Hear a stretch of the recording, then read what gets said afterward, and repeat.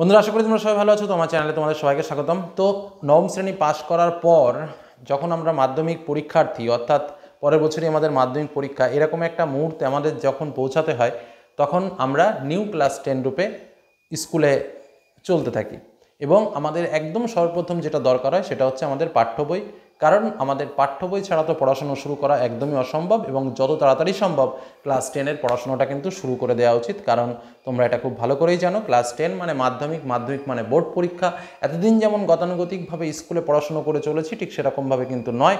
এবার কিন্তু পরীক্ষাতে যেতে হবে অন্য একটা স্কুলে, এবং আমাদের যে সার্টিফিকেটটা থাকবে, এতদিন পর্যন্ত যে সার্টিফিকেটগুলো পেয়েছি সেগুলো হয়তো বা আমাদের সংরক্ষিত নেই, কিন্তু এবারের এই মাধ্যমিকের সার্টিফিকেট কিন্তু আমাদের সংরক্ষণ করে রাখতে হবে সারাটা জীবনভর। অর্থাৎ বাক্সে কিন্তু এই সার্টিফিকেটটা আমাকে লাগবেই, এবং এর পরবর্তী স্টেজে জীবনে প্রতিটা পদক্ষেপেই কিন্তু কোনো না কোনো ক্ষেত্রে কিন্তু এই সার্টিফিকেটগুলোর ব্যবহার কিন্তু আমাকে করতেই হবে।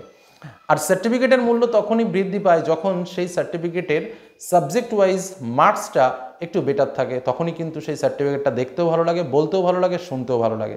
তো কিভাবে ভালো মার্কস পাবে, কিভাবে পরীক্ষার হলে লিখবে, কোন কোন প্রশ্ন পড়বে, কিভাবে পড়বে, সে সম্পর্কে তো নিয়মিত আমরা তোমাদের আলোচনা দিতেই থাকবো এবং তোমরা পেতেই থাকবে, সেগুলো ফলো করবে। আর আজকের আলোচনায় আমাদের যে বিষয়টা রয়েছে, আমরা কিছু গুড বুকসের নাম বলবো, যে বইগুলো কিন্তু তোমাকে মাধ্যমিক পরীক্ষার্থী যদি তুমি হতে চাও, বা মাধ্যমিক পরীক্ষার্থী তুমি যদি হও, তাহলে কিন্তু এই বইগুলো তোমাকে পাশে রাখতেই হবে। একদম 7টা বই আমাদের রয়েছে। কি কি?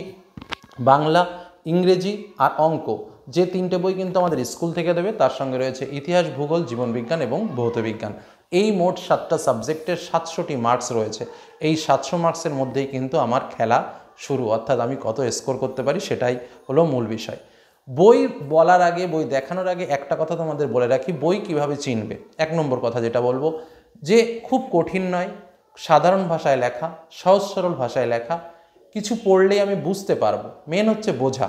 কিছু কিছু বই আছে বা কিছু কিছু জায়গা আছে যে জায়গাগুলোতে খুব কঠিন ভাষায় লেখা, আমার কাছে কিন্তু সেগুলো খুব পছন্দের নয়। আমার কাছে কথা হলো, পড়াশোনা হবে খুব সহজ, আনন্দের, এবং যেটা আমি একবার দুবার রিডিং পড়বো, ব্যাস আমার ভেতরে একটা গল্প তৈরি হবে এবং সেই গল্পটা নিয়েই আমি লিখবো, এবং এটাই কিন্তু বেস্ট মেথড পড়া মনে রাখার। তো আজ আমি তোমাদের সামনে সেই 7টা বইয়ের নাম শেয়ার করছি, যে বইগুলো আমাদের মাধ্যমিক পরীক্ষায় অবশ্যই কাজে লাগবে, এবং যে বইগুলো হাতের কাছে না থাকলে কিন্তু একটা অতৃপ্তি রয়ে যাবে, অনেক কিছু ঘাটতি থেকে যাবে।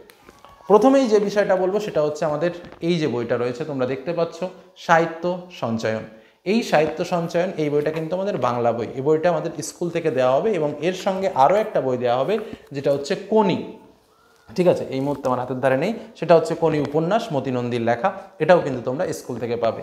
নেক্সট যে বইটা আমাদের রয়েছে সেটা কিন্তু আমাদের এই যে বইটা, অর্থাৎ ইংরেজি এই বইটা। এখান থেকে কাজে লাগবে শুধু একটা জিনিসই, যেটা হচ্ছে সিন। কি বললাম? সিন শুধুমাত্র। আর বাদ বাকি গ্রামার, রাইটিং, এগুলো প্র্যাকটিস করার জন্য তোমরা বিভিন্ন কোম্পানির বইগুলো রয়েছে, তোমরা ডাপান দত্তর একটা বই রয়েছে, সে বইটাও নিতে পারো, বা অন্যান্য বিভিন্ন কোম্পানির বই রয়েছে, তোমরা সেটাও প্র্যাকটিস করতে পারো। আর এবার আমরা আসি তারপরে আর একটা বই, ইতিহাসের জন্য আমি একটা বই বলছি, যে বইটা খুবই সুন্দর লেগেছে। এবং কেন সুন্দর লেগেছে সেটা আমি বলবো।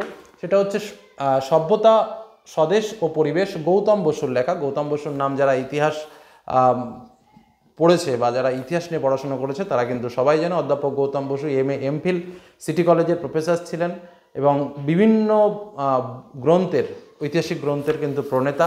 তো তার এই লেখা বই, এই বইটা কিন্তু যথেষ্ট আমার এবার ভালো লেগেছে। তার কারণ হচ্ছে তথ্যভিত্তিক লেখা, সুন্দর ফন্ট স্টাইল রয়েছে, এবং তার সঙ্গে মূল যে ইম্পর্টেন্ট কথাগুলো রয়েছে কালারিং করা রয়েছে, যেগুলো শর্ট টাইপের প্রশ্ন, যেগুলো তোমাকে মনে রাখতে হবে, সেগুলো আমরা যেমন হাইলাইট পেন ইউজ করি, ঠিক সেইভাবে হাইলাইট করেই লেখা রয়েছে, যে এক্সট্রা করে আমাকে হাইলাইট করতে হবে না।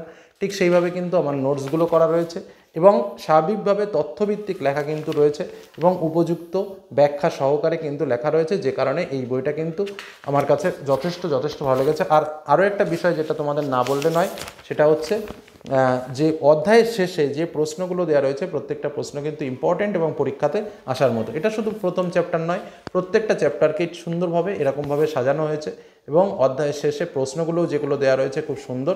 ওভারঅল ম্যাপ পয়েন্টিং, কালারিং বই, এবং প্রত্যেকটা চ্যাপ্টারের শেষে আরও একটা ব্যাপার রয়েছে যেটা তোমাদের বলি, সালগুলোকে আলাদা করে দেওয়া রয়েছে। অর্থাৎ এই চ্যাপ্টারে ধরো বিকল্প চিন্তা উদ্যোগ, এই চ্যাপ্টারে ইম্পর্টেন্ট সাল কী কী রয়েছে, প্রত্যেক চ্যাপ্টারের শেষে ইম্পর্টেন্ট সালগুলোকে নিয়ে আলাদা একটা ক্যালেন্ডার মতো করে দেওয়া রয়েছে, যেটা কিন্তু আমার কাছে যথেষ্ট ভালো লেগেছে। আর তথ্যভিত্তিক লেখা, এটা তো আর বলার কথা নেই, পয়েন্ট করে করেও লেখা আছে কিছু কিছু জায়গায়, যেটা খুবই বেটার। তো এই বইটা কিন্তু তোমরা দেখতে পারো, সভ্যতা, স্বদেশ ও পরিচয়, গৌতম বসুর লেখা। এবার আরেকটা যেটা আমরা স্কুল থেকে পাবো, সে বইটা তো বলতেই ভুলে গেছি, সেটা হচ্ছে গণিত প্রকাশ দশম শ্রেণী।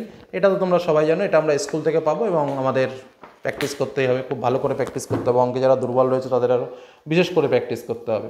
আচ্ছা, ভূগোলের যে বইটার কথা আমি এর আগেও তোমাদের বলেছি, আবারও সেই বইটার কথাই বলবো, যেটা আমি স্পেশাল একটা জিওগ্রাফি নিয়ে বই করেছিলাম, সেটা নিয়ে তখন আমি এই কথাটা বলেছিলাম যে সমরেন্দ্র মোদকের বই কিন্তু জিওগ্রাফিতে হাতের কাছে রাখতেই হবে, কারণ এর ভেতরে যা তথ্য রয়েছে, যা লেখা রয়েছে, যা নোটস রয়েছে, তাতে করে এটা ছাত্রছাত্রীদের একদম ব্রহ্মাস্ত্রের মতো কাজ করে। অতএব এই বইটার কিন্তু কোনো ব্যতিক্রম আছে বই কি আমার মনে ঠিক লাগে না, কিন্তু এই বইটা হাতের ধারে তোমাকে রাখতেই হবে, কারণ এত সুন্দর একটা বই। আর তার সঙ্গে শুধু বলে রাখি, শুধু এই বইটার কথা বললে হবে না, এর সঙ্গে একটা জিনিস যেটা আমরা খুবই মিস করি বা আমরা হয়তো জানি না বা ব্যবহারও করতে পারি না, সেটা আমি নেগেটিভ পজিটিভ পয়েন্ট দুটোই বলি। ধরো এই বইটাতে আমাদের একটা জিনিস কিন্তু ঘাটতি আছে, যেটা তোমাদের না বললে তোমরা বুঝতে পারবে না, ঠিক আছে? যেমন ধরো, মানে এই ভুলগুলোকেও ধরায় না। যেমন ধরো এখানে একটা ছবি রয়েছে, ইয়ারদাংয়ের ছবি। ইয়ারদাংয়ের ছবিটা কেমন? কালারিং ছবি। এই ছবিগুলো দেখলে না আমাদের স্বাভাবিকভাবে আমাদের পরীক্ষার হলে তো ছবি আঁকাতে হয়, সেই ছবিগুলো কিন্তু আমরা কালারিং ছবি দেখে আঁকাতে পারি না। তার কারণ হচ্ছে আমাদের সত্যিই ডিস্টার্ব ফিল হয় যে কালারিং থেকে কী করবো। এবার এই কারণ, এটা গভর্নমেন্টস রুলস, কালারিং বই করতে হবে, যে কারণে কালারিং বই বের করতে হয়। কিন্তু আমাদের আরও একটা ভূগোলের বিষয় রয়েছে, যেটার নাম হচ্ছে ম্যাপ পয়েন্টিং। তো মোদকের কিন্তু আরও একটা বই রয়েছে, দশম শ্রেণীর চিত্র ও মানচিত্র অনুশীলন। এই যে বইটা রয়েছে, এই বইটাও কিন্তু তোমার কিনতে হবে। এটা হচ্ছে MK পাবলিকেশনের। তো যাই হোক, এটাও কিন্তু মোদকবাবুর লেখা। তো এই ক্ষেত্রে আমরা যে বিষয়টা পাবো, যে চিত্রগুলো আমাদের পরীক্ষাতে ড্রয়িং করতে হয় না, সেই চিত্রগুলো দেখো এখানে সব সাদা কালো ছবিতে দেওয়া আছে, যেটা কিন্তু আমাদের মানে পরীক্ষার হলে যেটা আমাদের ছবি আঁকাতে হয়, ভূগোলের ছবি বলে না, প্রশ্ন আসলে আমাদের ছবি আঁকাতে হয়, সেই ছবিগুলো আঁকাতে খুবই সাহায্য করবে, 1 নম্বর বিষয়। আর 2 নম্বর যে বিষয়টা হচ্ছে যে আমাদের যে ম্যাপ পয়েন্টিংগুলো আছে, অর্থাৎ আমাদের পরীক্ষায় তো ম্যাপ পয়েন্টিং আসে, সেই ম্যাপ পয়েন্টিংগুলোর জন্য কিন্তু এই বইটা একদম ওভারঅল গ্রেড বুকস, মানে এর থেকে ভালো বই কিন্তু হবে না।